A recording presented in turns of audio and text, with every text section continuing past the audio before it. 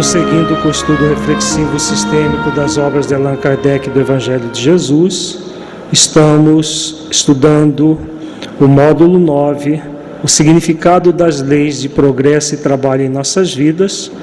O tema do nosso encontro de hoje é a lei de progresso e civilização, segunda parte.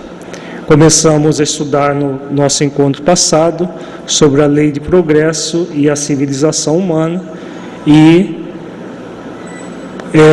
trabalhamos a questão do principal vício egóico que interfere no progresso da civilização, que é o egoísmo. No nosso encontro de hoje, nós vamos aprofundar um pouco mais na questão do egoísmo. O objetivo deste encontro é refletir sobre a lei do progresso como instrumento para aprimoramento da civilização humana. Vamos, como de hábito, começar com a nossa reflexão inicial. Feche os olhos, entre em contato com você mesmo em essência, buscando sentir-se um espírito imortal, Filho de Deus, aprendiz da vida, capaz de trabalhar pelo seu progresso intelecto-moral, desenvolvendo o senso moral, a partir do discernimento, tornando compreensível o que é o bem e o mal. Como é para você pensar em seu progresso, tendo o mérito de trabalhar pelo seu aperfeiçoamento? Como você sente essa realidade?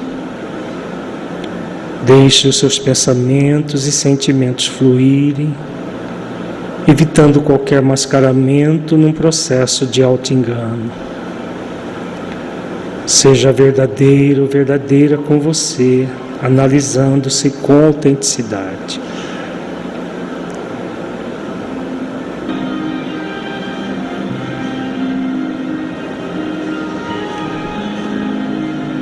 Gradualmente vamos voltando ao estado de vigília para a reflexão doutrinária. Vamos começar recordando a questão 785, que Allan Kardec pergunta qual o maior obstáculo ao progresso. O orgulho e o egoísmo. Refiro-me ao progresso moral, porquanto o intelectual se efetua sempre. À primeira vista, parece mesmo que o progresso intelectual reduplica a atividade daqueles vícios, desenvolvendo a ambição e o gosto das riquezas, que a seu turno incita o homem a empreender pesquisas que lhe esclarecem o espírito. Assim é que tudo se prende no mundo moral, como no mundo físico, e que do próprio mal pode nascer o bem.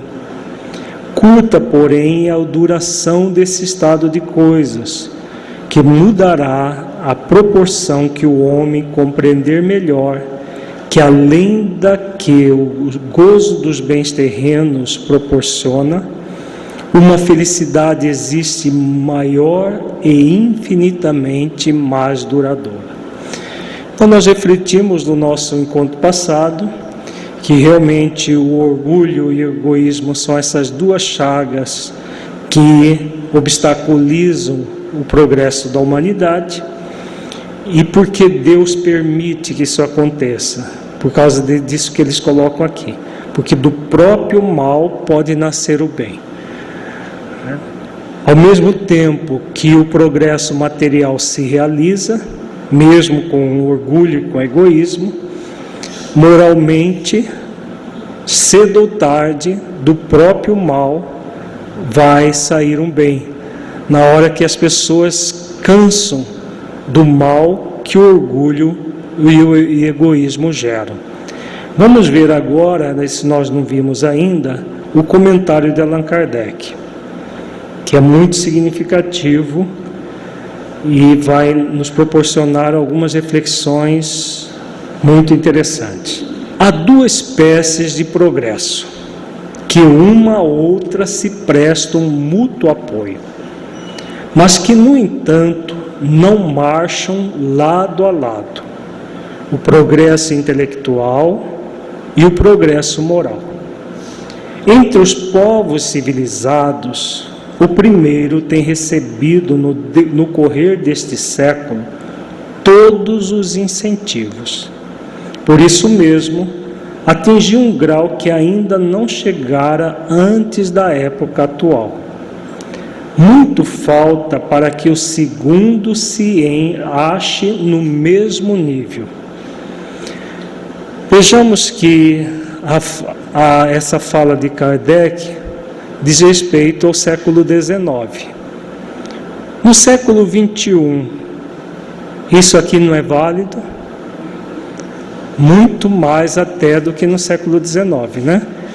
No século XX, nós tivemos um progresso que, comparado o século XX com o século XIX foi, assim, bastante incipiente se comparar com o século XX. O século XXI, nós estamos com os 15 primeiros anos do século e a tecnologia muda a cada 6 meses. O progresso material vem se intensificando cada vez mais. O que tem acontecido com o progresso moral? Ele está fazendo ainda mais falta do que até no século XIX. Como ele fala que muito falta para que o segundo se ache no mesmo nível. Então o progresso intelectual e material vai evoluindo numa progressão geométrica hoje em dia, e o progresso moral não chega nem à progressão aritmética, né? Um progride muito intensamente e o outro ainda muito devagar. Entretanto, comparando-se os costumes sociais de hoje com os de alguns séculos atrás, só um cego negaria o progresso realizado. Ora, sendo assim, por que haveria essa marcha ascendente de parar com relação de preferência ao moral do que com relação ao intelectual? Por que será impossível que entre o 19 e o 24º século haja a esse respeito tanta diferença quanta entre o 14º século e o século 19? Vejamos essas duas perguntas muito reflexivas de Allan Kardec. Se nós temos o progresso material, intelectual, muito à frente do progresso moral, se compararmos décadas ou um século para outro.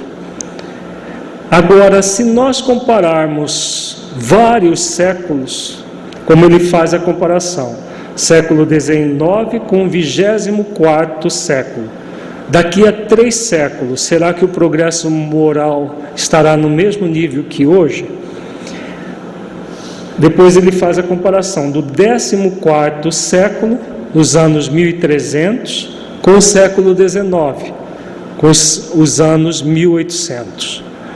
Então vejamos, no século no 14º, dos anos 1300, estava em plena Idade Média. A humanidade, nessa época, era comum queimar pessoas, né? Os porões da Inquisição estavam lotados de pessoas sendo trucidadas simplesmente porque tinha crenças diferentes daqueles poderosos da época. No século XIX, queimou-se livros, mas não queimou-se pessoas. Algum tempo antes, queimava-se pessoas.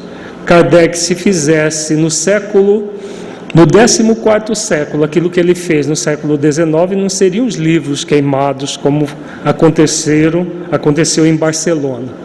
seria ele próprio queimado, né? Então a diferença é muito grande.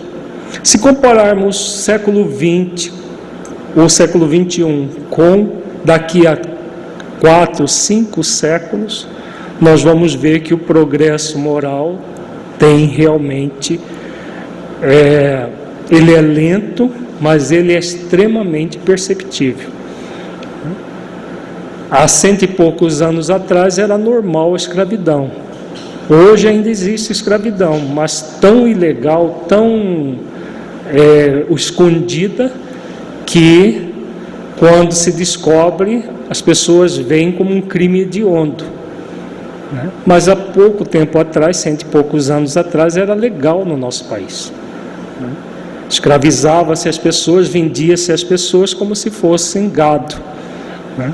Então isso significa toda uma mudança moral, mais lenta, sim, mais lenta, mas muito perceptível se nós pegarmos o todo, de forma global, esse todo. Duvidar fora pretender que a humanidade está no apogeu da perfeição, o que seria absurdo, ou que ela não é perfectível moralmente, o que a experiência desmente. Então vejamos, no século XIX, ela estava no apogeu da perfeição? Nem tampouco hoje. Agora, não significa que ela não é perfectível, porque todas as evidências mostram a perfectibilidade das pessoas individualmente e da humanidade em geral. Vamos prosseguir, agora nós vamos adentrar um pouco mais reflexivamente sobre a questão do egoísmo. Os benfeitores colocaram que é o orgulho e egoísmo os dois grandes vícios que interferem no progresso da humanidade. Mas o próprio orgulho está intimamente ligado ao egoísmo. Posteriormente, eles só focam no egoísmo, porque o egoísmo é o pai de todos os demais vícios. Nós vamos ver por quê.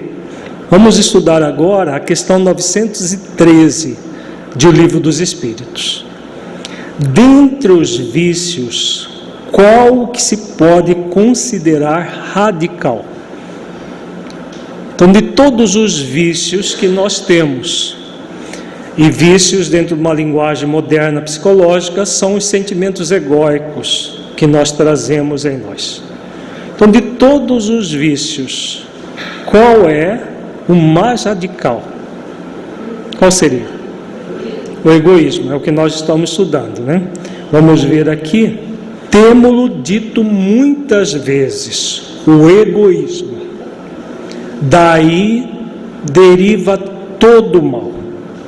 Estudai todos os vícios e vereis que no fundo de todos há egoísmo.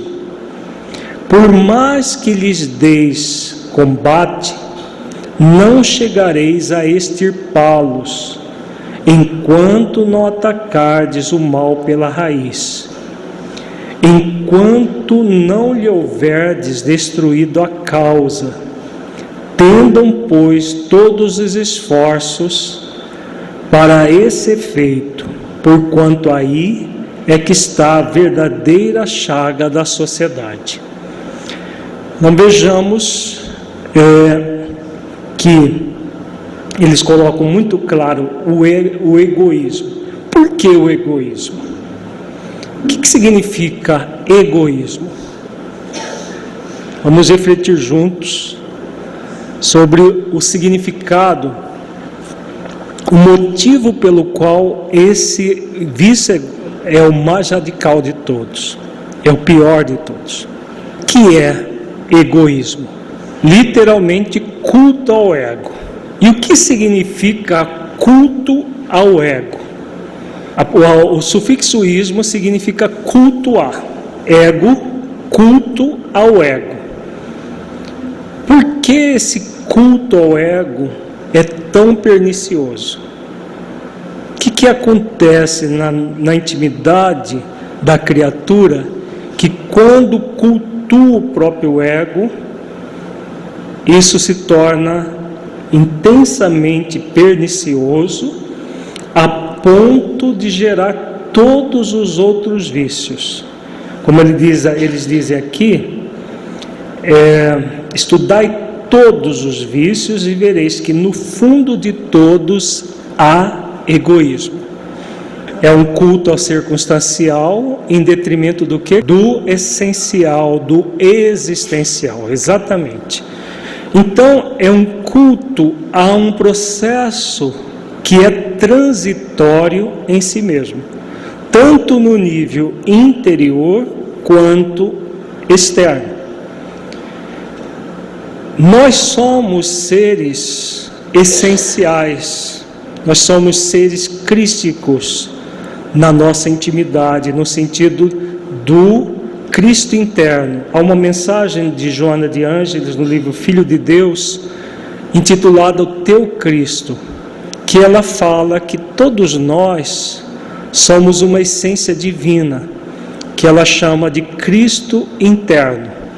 Então nós trazemos um Cristo interno, trazemos uma essência divina, que na psicologia consciencial é chamada de ser essencial. No livro Amor Imbatível, Amor, ela também fala do ser essencial. Então a essência divina que somos, essa essência divina é o nosso lado luz, é o nosso lado divino, é o nosso lado crístico. O ego é o não ser, é o nosso lado sombra. Na origem dele, ele vem do próprio instinto animal, mas com o passar do tempo, como nós estamos vendo nesse módulo sobre a lei do progresso do trabalho, muitas vezes o ser humano perverte o próprio ego, criando o egoísmo, o culto ao ego. E aí o que vai acontecer? Por que ele é tão pernicioso? Porque nesse culto ao ego, as pessoas ficam tão focadas naquilo que é transitório, que o essencial passa a ficar em segundo plano.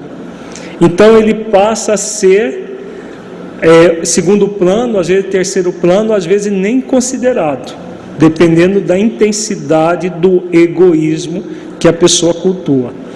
E aí, isso vai gerar todas as demais viciações. Porque, da mesma forma que o ser essencial, ele intrinsecamente é energia de amor, e todas as virtudes são manifestações do amor, todos os vícios também são manifestações do egoísmo. Por isso que os benfeitores dizem aqui, que no fundo de todos os vícios há egoísmo. Por exemplo, vamos analisar o orgulho. O orgulho, onde está o egoísmo dentro do orgulho? Porque o orgulho o que é?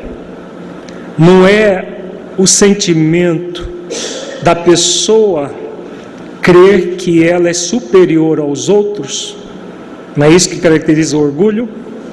É ou não? É, né? Onde está o egoísmo dentro do orgulho? Já que o egoísmo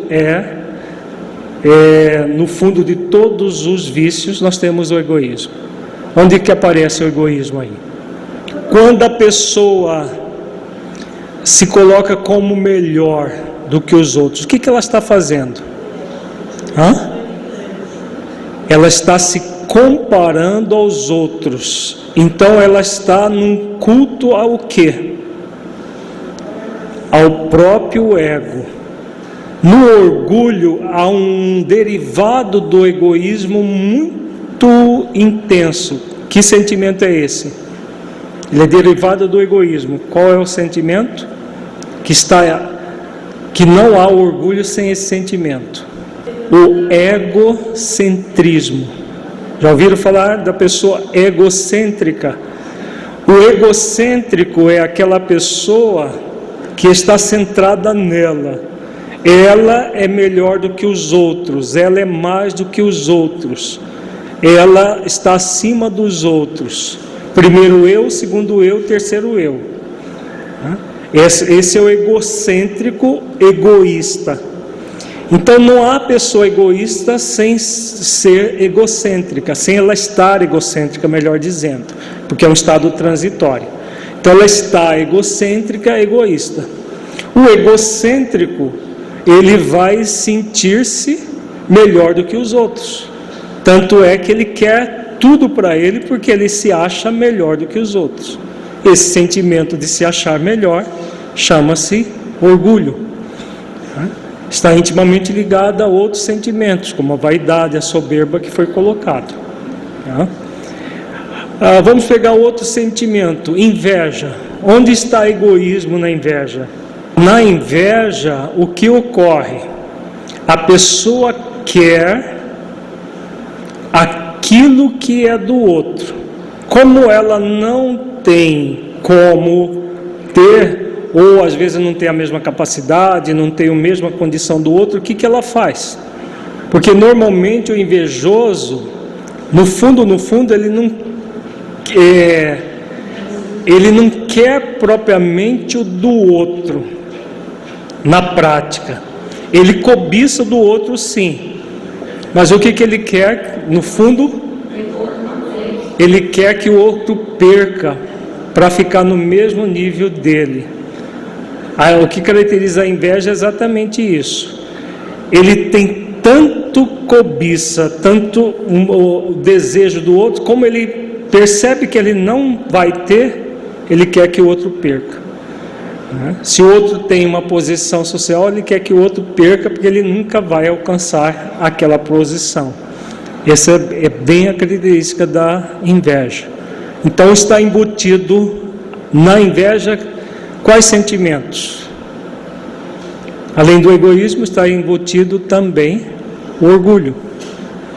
Então, se nós formos em todas as viciações, nós vamos encontrar egoísmo e também um pouco do orgulho, como que são as duas grandes chagas da sociedade, que interferem no progresso da sociedade. Podemos pegar qualquer sentimento egóico, nós vamos encontrar ali, sim, o egoísmo. Então vejamos que há uma matriz egóica. Esse termo na época de Kardec ainda não tinha sido criado, egóico. Egoico é relativo ao ego. Egoísmo é o culto ao ego. Então nós temos o culto ao ego, que está embutido em todas as viciações, que são manifestações egóicas. Essas manifestações egóicas vão aparecer em todas as circunstâncias. Agora, aquilo que nós falamos agora há pouco, isso é circunstancial. Aquilo que é existencial é próprio do ser essencial, da essência divina que somos. Por que os benfeitores falam aqui de extirpar? Nós não vamos nos libertar dos outros vícios sem, como eles colocam aqui, destruir a causa, sem ressignificar, numa linguagem mais moderna, sem ressignificar o egoísmo. Por quê? Ele é a raiz. E como que se trabalha para libertar-se dessa raiz? Focando nas questões existenciais, exatamente. Quando nós focamos o existencial e o essencial, o que vai acontecer com as questões puramente materiais, puramente temporais? Muda ou não muda? A forma como nós enxergamos as questões materiais temporais. Então, o grande objetivo, quando eles falam aqui dos esforços, vai ser o esforço para vermos as questões existenciais e essenciais do ser. Se nós podemos desejar algo dos outros de uma forma inconsciente e sem perceber, de uma forma subconsciente, sim, né? Dentro de uma visão profunda não existe inconsciente para o espírito, mas subconsciente quando ele não se dá conta objetivamente, ele não se dá conta, ele não percebe, e aí subconscientemente a pessoa pode ter essas manifestações, porque nós temos duas faces do ego, a face evidente e a face mascarada. O ego evidente, tá? O egoísmo é um sentimento do ego evidente, assim como o orgulho, a inveja que nós exemplificamos, são sentimentos do ego evidente. Mas ocultando o ego evidente, nós temos o ego mascarado.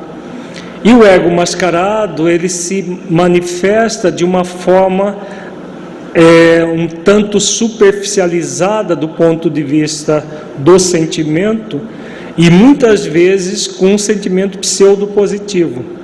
É por meio do ego mascarado que nós, muitas vezes, entramos numa subconsciência em relação aos sentimentos, e aí nessa subconsciência nós não percebemos as nuances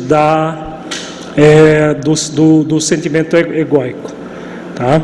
Isso fica muito claro na parábola dos 2 filhos, quando o filho mais novo volta para casa e o seu irmão mais velho o desconhece completamente, no sentido de que ele, que estava ali numa pseudo doação ao pai, né, era tudo falso, aparece uma série de sentimentos ligados ao egoísmo dele.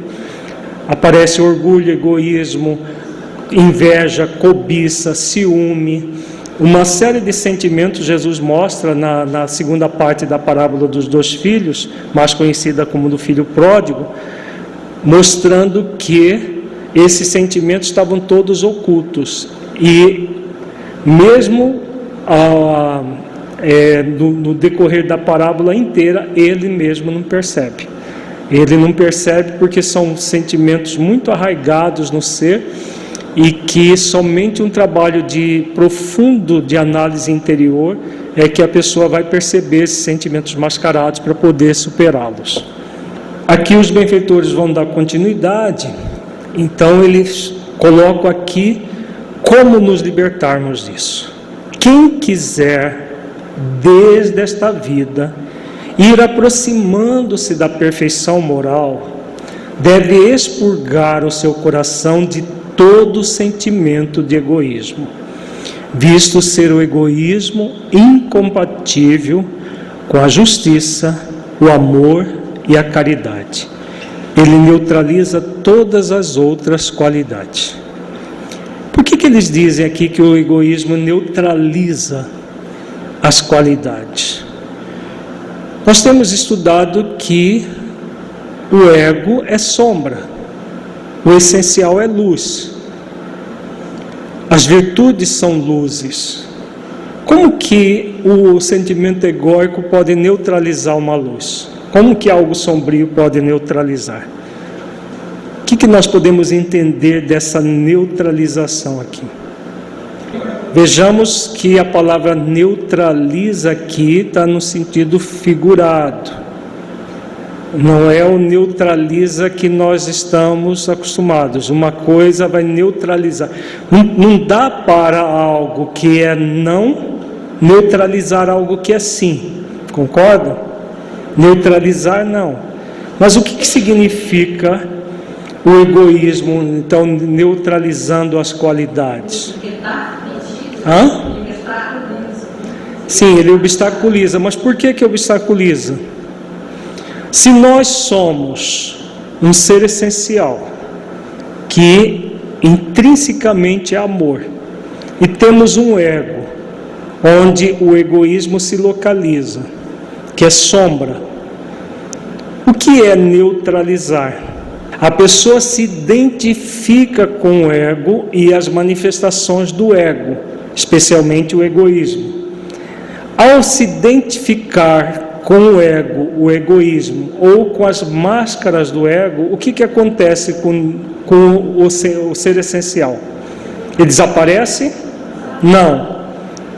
Mas ele fica momentaneamente neutralizado. Por quê? Não há uma identificação com o essencial, com o ser essencial naquele momento. Então, se não há identificação com o ser essencial naquele momento, ele fica neutralizado, porque o espírito não está se movimentando na direção dele.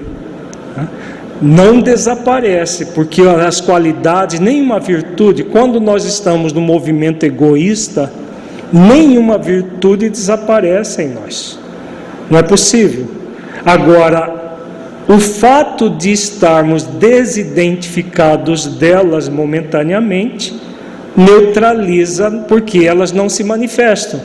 Se elas não se manifestam, o que está acontecendo? Elas estão neutralizadas.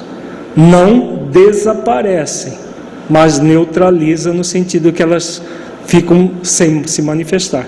Então, se nós não exercitamos a fraternidade, o altruísmo, a solidariedade, a caridade, os sentimentos egóicos, egoísmo, orgulho, ciúme, inveja e vários outros, tomam conta de nós. Por que tomam conta? Porque nós não estamos num processo de identificação com as virtudes. As virtudes são essenciais e existenciais. Elas nunca vão desaparecer de nós, mesmo aquelas que ainda nós nem começamos a desenvolver, porque funcionam como pequenas sementes divinas em nós. Elas podem ficar de forma latente ali, aguardando o tempo de germinar e crescer, mas nunca vão desaparecer. Já quando nós estamos identificados com sentimentos egóicos, ao identificarmos com eles, o que vai acontecer? Aquilo que é existencial fica momentaneamente neutralizado pelo circunstancial, pela ênfase que nós estamos dando. Por isso que o progresso material ele é muito mais avançado que o moral, porque a ênfase que a sociedade ainda dá ao intelecto e ao material é muito maior. E aí essa ênfase neutraliza o moral. Agora, impede o moral? Não. Não impede, porque o essencial é o que é inato em nós, é de origem divina, e não é possível nós impedirmos a luz de ser aquilo que ela é. Não é possível, tanto individualmente quanto coletivamente. Esse conceito é muito importante. O nosso valor, ele vem de onde? Do ego que nós temos ou da essência que somos? Vem da essência que somos.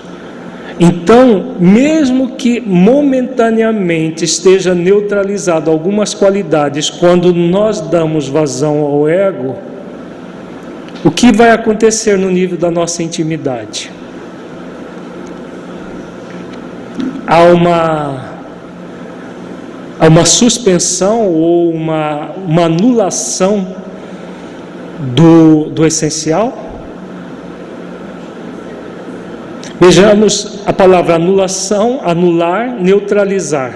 Qual a diferença? Tem diferença?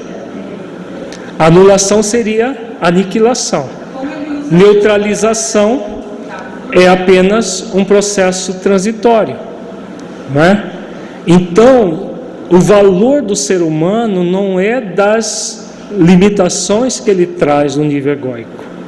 O valor do ser humano é pelas qualidades que ele traz no nível essencial.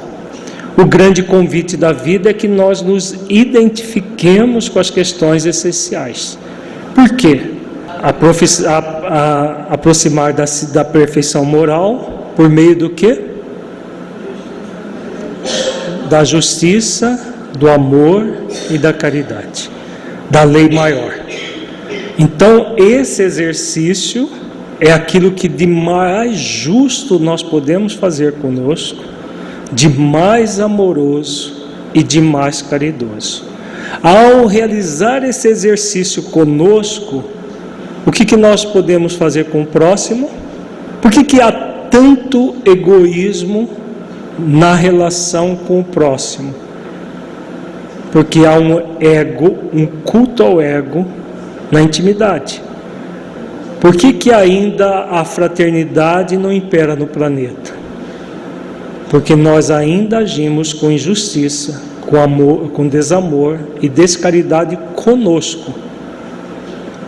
É ilusão a gente achar que vai fazer isso com o próximo sem fazer primeiro a si mesmo. Faz sentido, gente? Essa afirmação? Então, por exemplo, no movimento espírita, a parte social, né? Essa é uma reflexão que deve ser levada no ápice. A questão do egoísmo, do que é o egoísmo e como nos libertarmos do egoísmo. Porque só há miséria na Terra por causa do intenso egoísmo que existe no ser humano.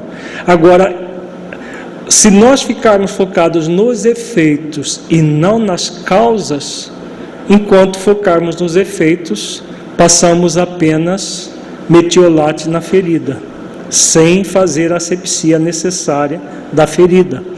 Então, o convite é irmos além, é trabalharmos nesse nível da justiça, do amor e da caridade que começa em nós, pela reflexão das leis divinas da nossa consciência.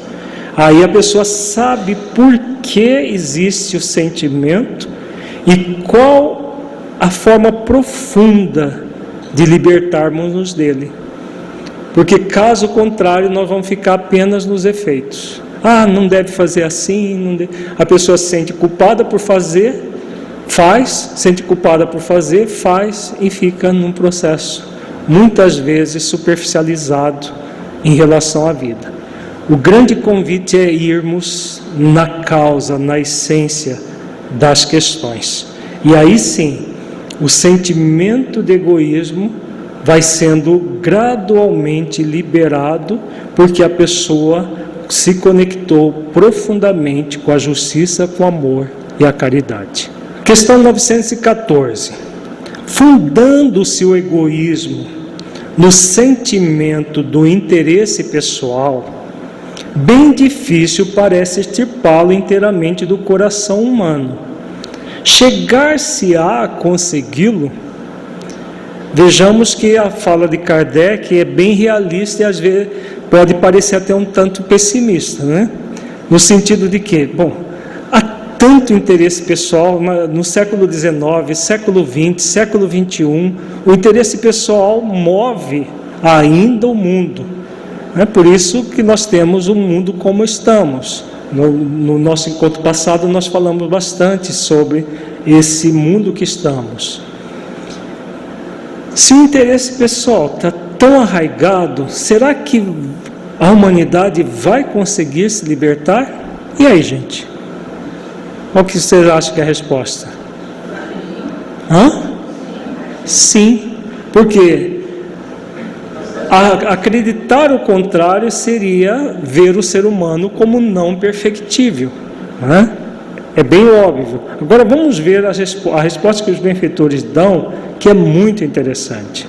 À medida que os homens se instruem acerca das coisas espirituais, menos valor dão às coisas materiais. Depois, necessário é que se reforme as instituições humanas, que o entretêm e excitam. Isso depende depende da educação. Vejamos o alcance desta resposta. É uma resposta sobre o egoísmo, mas que vai nas causas profundas do egoísmo e na libertação desse egoísmo. Como que acontece? Então, a primeira parte é uma questão bem clara, né? À medida que nós vamos nos instruindo verdadeiramente, apreendendo, refletindo sobre o significado das coisas espirituais, as coisas materiais vão se tornando, realmente entrando no segundo plano. Porque quanto maior o valor que nós damos ao espírito, mais desprendidos, né, vai acontecendo essa virtude chamada de desprendimento. Mais desprendimento nós teremos das coisas materiais, porque o valor maior é do espírito. Tá.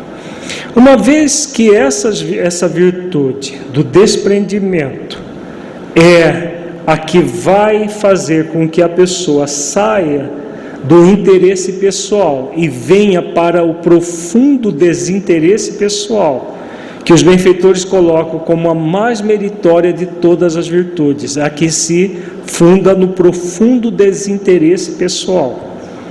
Como que vai acontecer isso? Tem a ver com aquilo que nós estávamos falando agora há pouco. Quando o foco é nos efeitos, o que se faz? Até focado nos próprios interesses pessoais. Porque muita gente faz a caridade para os outros para ter o quê? A salvação, né? Afinal, fora da caridade não há salvação, e dá-lhe esmola, e dá-lhe coisa para os outros, para usar o outro como trampolim para o céu, ou para nosso lar, ou para outras colônias. O pobre passa a ser trampolim, né? Para ir lá para... No movimento espírita ainda tem muito disso. Muita gente ainda acredita na caridade como o pobre, como o grande fator que vai levá-lo para colônias espirituais belíssimas, depois que desencarnar. Se acabar pobre, pronto, está roubado, está todo mundo danado, já não tem mais como se salvar, né? Muita gente pensa isso. Isso é o quê? Interesse pessoal. Da mesma forma, só mudou um pouco, né? Em vez do interesse egoísta material, tem o interesse egoísta espiritual, de ter recompensas pela ação material que se faz, né? É dessa forma que nós vamos nos libertar desse processo, desse problema humano, né? Vejamos que os benfeitores dizem reformar as instituições humanas. Como que se reforma as instituições humanas? A partir da educação do espírito imortal. Vejamos que a educação aqui não é a educação da escola, porque a educação da escola está de que forma? Como que estão as instituições escolares hoje? Desde do maternal até a universidade. Estão centradas em valores espirituais ou no interesse pessoal? No interesse pessoal. Então vejamos que não é a educação da escola, das instituições humanas. É pela educação do espírito imortal. E como que se educa o espírito imortal? Investigando as leis divinas da consciência do espírito imortal.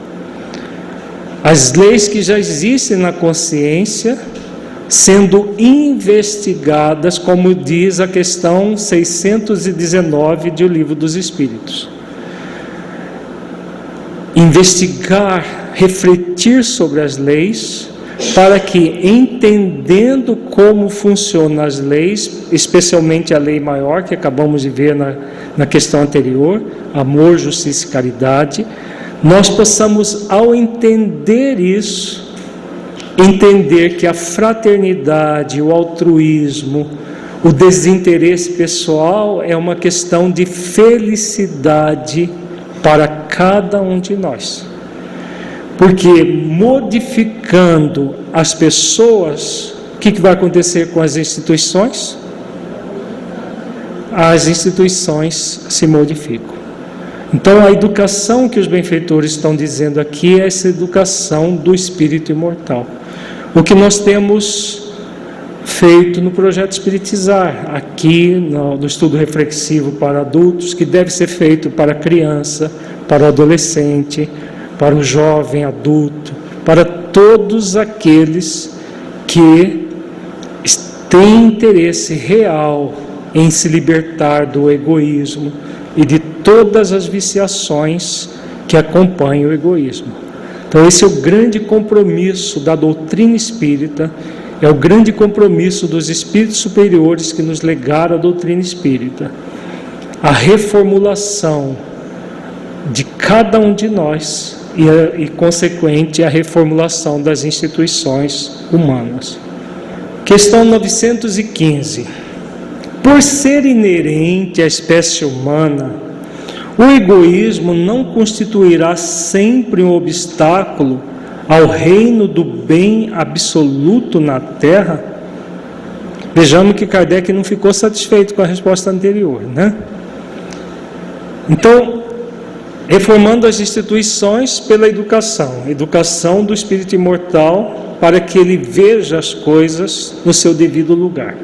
Aí ele vem, sendo inerente à espécie humana, esse egoísmo não vai ser um obstáculo ao reino do bem absoluto na Terra. Que reino do bem absoluto é esse? Quem é que falou do reino do bem? Ou o reino de Deus, ou o reino dos céus? Jesus. Jesus que nos ensinou que há um reino dos céus, há um reino de Deus para ser colocado na terra. E onde que ele falou que está esse reino? Dentro de vós, dentro de cada um de nós. Agora é um reino já construído ou um reino a ser construído? Um reino a ser construído. Vamos ver o que os benfeitores dizem. É exato que no egoísmo tendes o vosso maior mal, porém ele se prende à inferioridade dos espíritos encarnados na Terra e não à humanidade mesmo. Ora, depurando-se por encarnações sucessivas, os espíritos se despojam do egoísmo como de suas outras impurezas. Não existirá na Terra nenhum homem isento de egoísmo e praticante da caridade? Há muito mais homens assim do que supondes.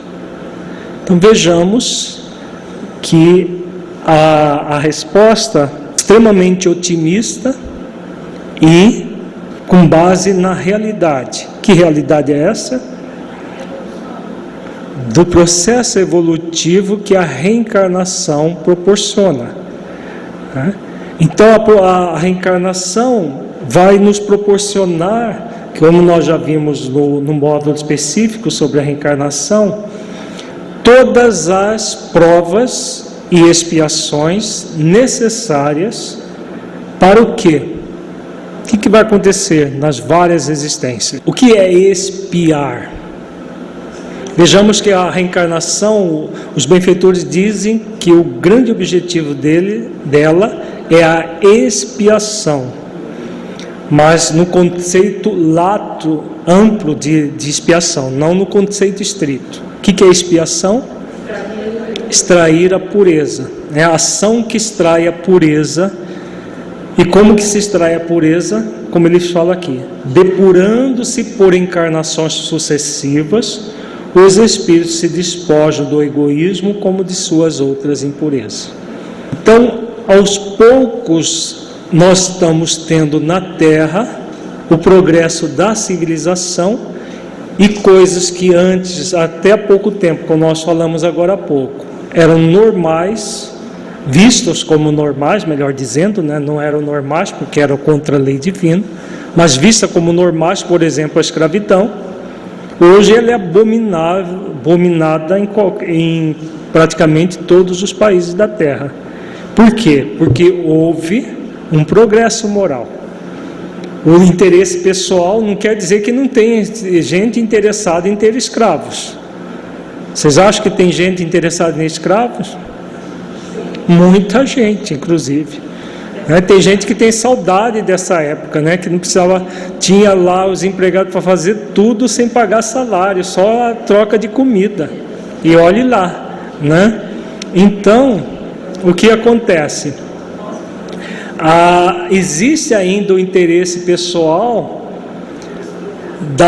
de ter o escravo, só que a humanidade como um todo já evoluiu de forma tal que isso só muito escondido, muito realmente numa clandestinidade violentíssima, como acontece de vez em quando, descobre-se, isso aí, mas não como era há 100 e poucos anos atrás.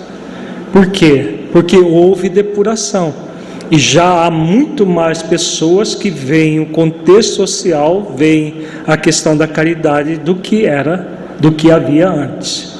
Apenas não os conheceis, porque a virtude foge à viva claridade do dia. Desde que haja um, por que não haverá 10? Havendo 10, por que não haverá 1000? E assim por diante. Então a pergunta reflexiva do benfeitor que deixou essa resposta muito clara, Se existem pessoas que estão mais ligadas com a caridade, com a fraternidade, do que com o interesse pessoal, esse número vai aumentando a cada dia. E o que nós estamos vendo na sociedade como um todo, o número de pessoas cada vez mais voltada às virtudes é cada vez maior. A diferença é isso que eles colocam aqui: a virtude foge à viva claridade do dia. O que eles estão querendo dizer aqui, gente? O virtuoso faz barulho? Já o mal faz barulho? E como faz, A gente vê aí o Estado Islâmico, faz qualquer atrocidade, põe na internet, põe tudo e se vangloria, enquanto que milhares de pessoas estão trabalhando para milhões e milhões de pessoas trabalhando em prol do próximo. Agora, a virtude realmente não trombeteia, porque virtude que trombeteia é o quê? Pseudo-virtude, não é virtude mais. Vejamos a questão 916. Longe de diminuir, o egoísmo cresce com a civilização, que até parece o excita e mantém. Como poderá a causa destruir o efeito? Vejamos que Kardec volta na mesma tecla, Ele, não satisfeito com as respostas anteriores, ele vai cada vez mais aprofundando o tema, refletindo para pegar todas as nuances. Isso porque a proposta de estudo reflexiva de Kardec, não é invenção nossa. Essa reflexão de todas as possibilidades para não gerar nenhuma dúvida. Então ele fala que a própria civilização excita e mantém o egoísmo. Isso é verdade ou não? É bastante verdadeiro, porque quanto mais conforto material a própria civilização e a ciência geram, mais interesse as pessoas têm de usufruir disso tudo. Só que muitas vezes o que acontece? Por falta da questão moral, fazem isso em detrimento dos outros. Esse é o grande problema. E aí ele pergunta: como poderá a causa destruir o efeito? Se a civilização é a causa do egoísmo, como que ela vai poder destruir o próprio egoísmo? E aí, gente? Realmente tudo não é inerente ao ser humano, porque é algo transitório que é do ego. Mas o que vai acontecer? O que pode acontecer com a sociedade, com esse culto cada vez maior do egoísmo? Vai gerar um cansaço de tanto egoísmo. Sim, exatamente. Tem a ver com o que nós estudamos na semana passada. O mal chegando num nível tal que ele passa a ser insuportável para as pessoas. Vamos ver a resposta? Quanto maior é o mal, mais hediondo se torna. Era preciso que o egoísmo produzisse muito mal, para que compreensível se fizesse a necessidade de extirpá-lo.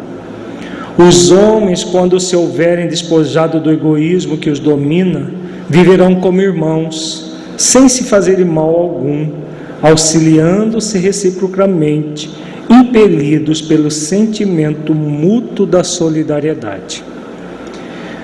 Vejamos o que tem acontecido em nossos dias. O que aconteceu em Paris? Nós estudamos isso terça-feira passada, sexta acontece aquela carnificina em Paris. Nós falamos do Estado Islâmico, de tudo isso na terça-feira passada. E aí, entre uma semana e outra, nós temos esse mal produzindo uma comoção na sociedade.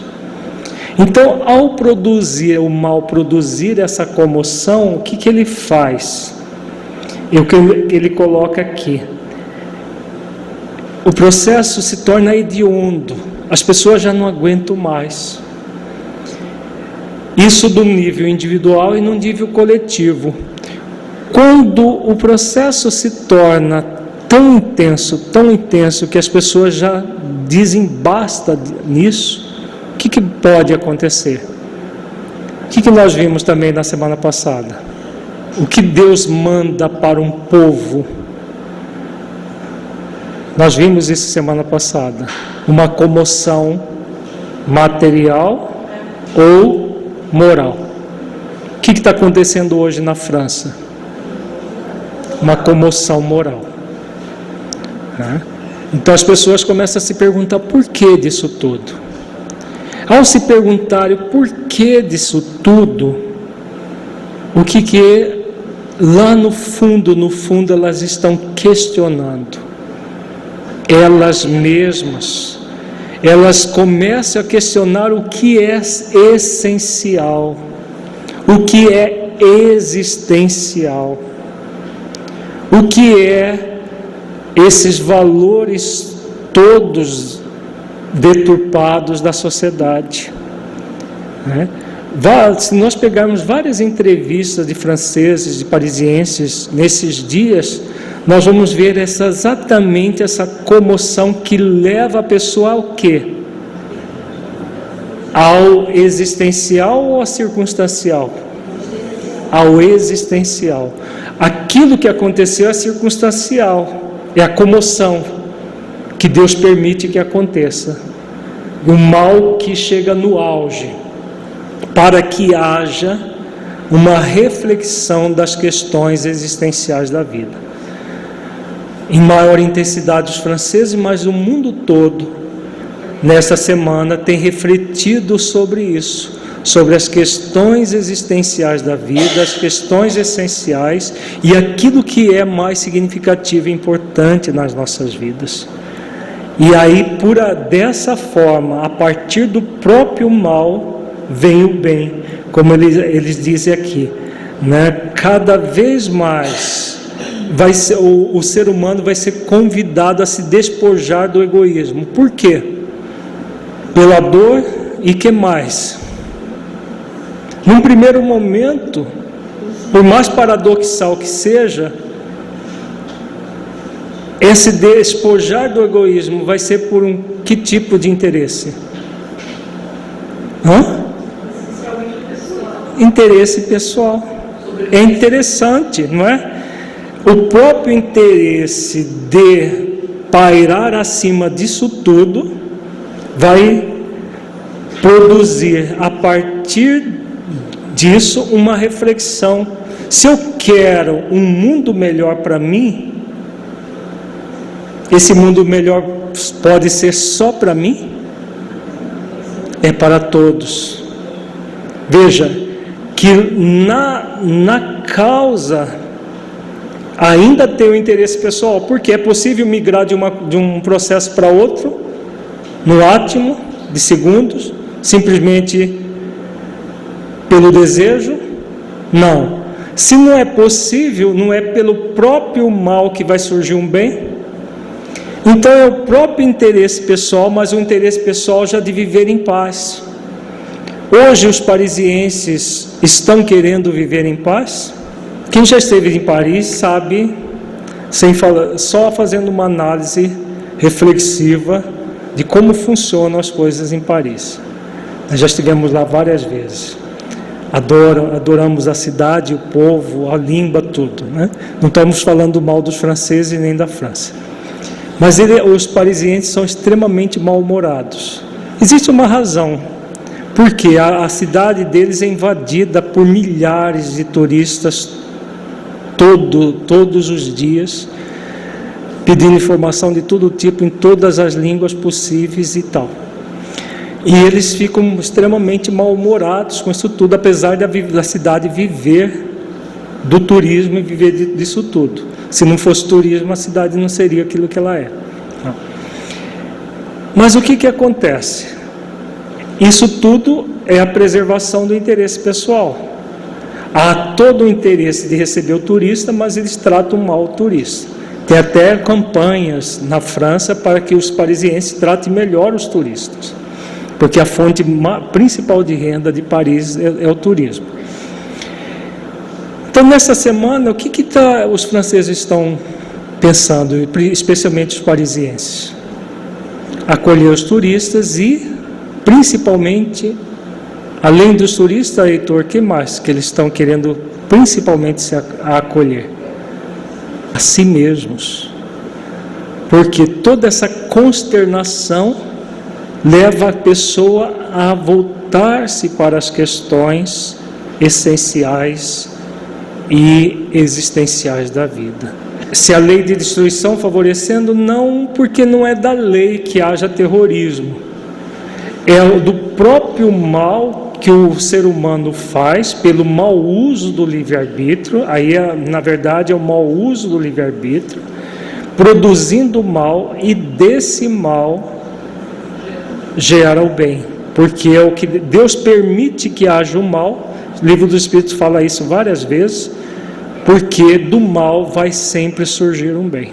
Então, por que é preciso? Porque vai criando-se tantas necessidades falseadas em si mesmas, e cada vez mais egoísmo que está envolvido nisso, e que é preciso que chegue lá no auge, no fundo do poço, para começar a ver a imersão desse poço muito profundo. Ao mesmo tempo que existe uma consternação, e essa consternação é moral, existe todo um processo de belicosidade, de interesses pessoais, de interesse da indústria de armamento, de várias coisas simultaneamente. Isso significa que ainda é necessário mais situações dolorosas acontecer para que haja um despertar maior? Sim.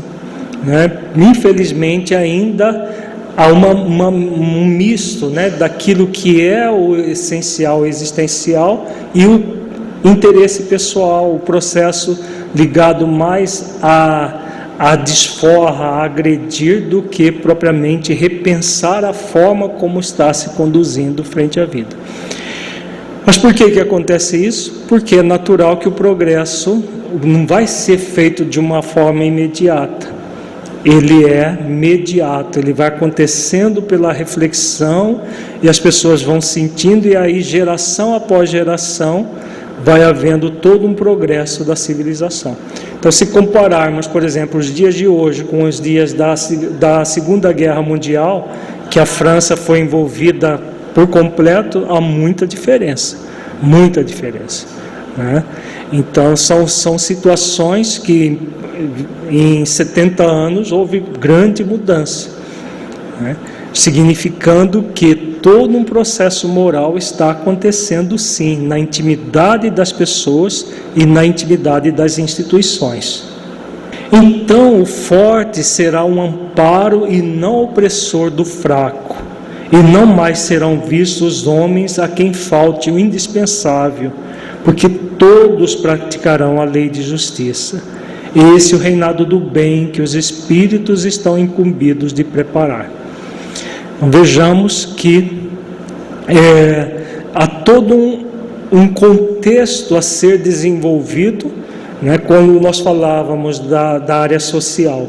Hoje existe o fraco oprimido pelo forte, porque a sociedade ainda está centrada no profundo interesse pessoal, egoísta, egocêntrico. A partir do momento que nós vamos despertando para o essencial e o existencial, nós vamos praticando a lei de justiça, amor e caridade. Então, esse é o grande objetivo de nós estarmos fazendo estudos reflexivos disso tudo. É o grande objetivo dos espíritos superiores, que eles falam na questão 627 do Livro dos Espíritos e tornam a repetir nesta aqui. Esse é o reinado do bem que os espíritos estão incumbidos de preparar. Aqui eles estão falando dos espíritos superiores, que estão o tempo todo trabalhando conosco para a implantação do reinado do bem que Jesus prometeu, para que a Terra vai se tornar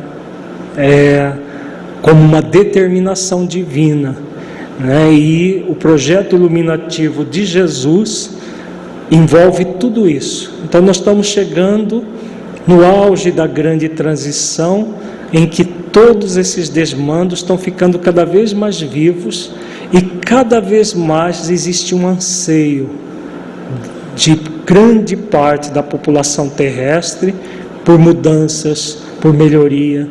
Como nós falamos no nosso encontro passado, se nós estudarmos o capítulo 24 do Evangelho de Mateus, o capítulo inteiro do Evangelho anotado por Mateus, nós vamos ver todas essas previsões do que está acontecendo em nossos dias cada vez mais vivas.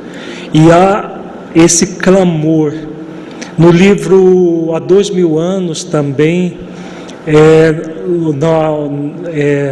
logo em seguida ao massacre de muitos cristãos, dentre os quais estava Lívia no Coliseu, Jesus vem pessoalmente receber os cristãos que tinham sido martirizados. E há um discurso do mestre, sem as alegorias, do capítulo 24 do Evangelho de Mateus, que ele fala dessas convulsões e que a própria sociedade vai clamar por mudanças, por melhoria. Hoje, cada um de nós que entramos em oração, entramos em sintonia com os benfeitores espirituais da humanidade, com Jesus, estamos trabalhando efetivamente para que essa mudança aconteça.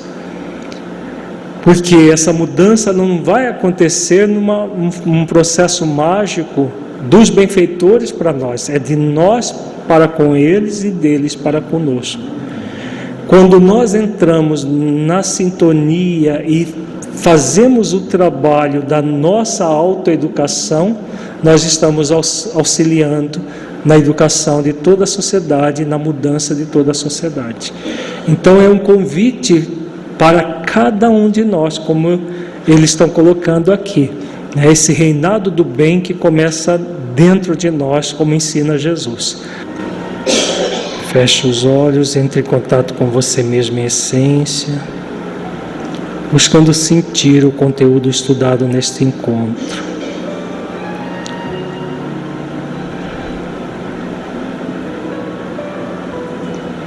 Como anda a questão desse culto ao ego dentro de você?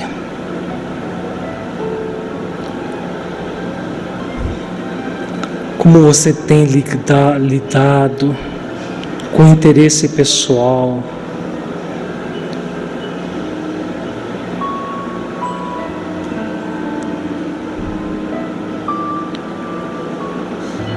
Você tem feito esforços reais para superar esse sentimento? Como é isso para você?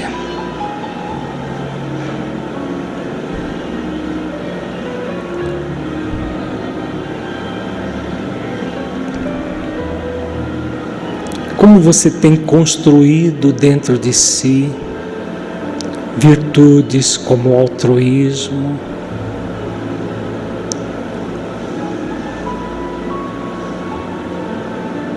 como a solidariedade, a fraternidade.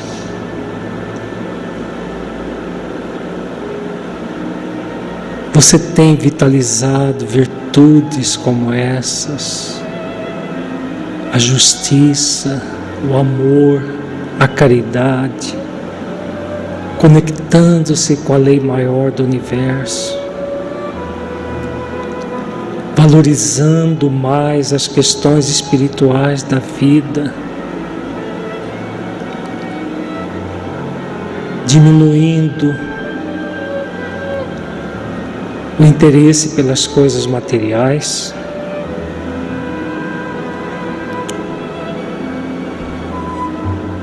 Avalie-se bem objetivamente.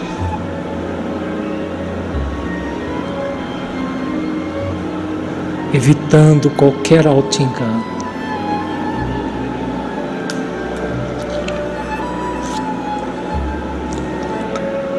Sinta-se agora um espírito imortal que traz em si mesmo a determinação divina para se autoeducar, evoluindo até a perfeição relativa,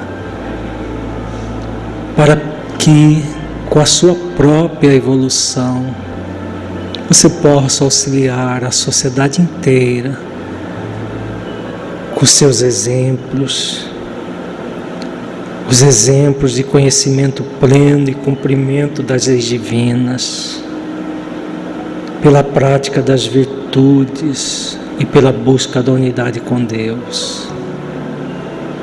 Você tem esse poder dentro de si. Mergulhe profundamente nessa verdade espiritual. Sinta, veja-se cumprindo as leis divinas, desenvolvendo todas as virtudes essenciais da vida ao longo do tempo, sentindo plenamente o objetivo pelo qual você está reencarnado, dádiva para que você conquiste a perfeição.